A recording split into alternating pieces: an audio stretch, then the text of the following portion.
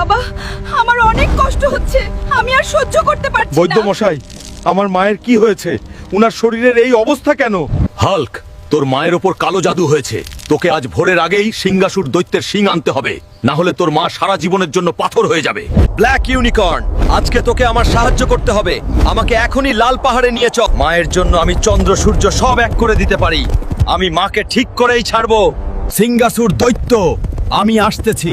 সিংহাসুর দৈত্য, তুই আমার মাকে জাদু করেছিস, আজকে তোর শিং ভেঙেই ছাড়বো। হাল্ক, দেখি তোর মাঝে কত জোর আছে। কি হলো হাল্ক? সব হাওয়া কি এখন বাহির হয়ে গেল?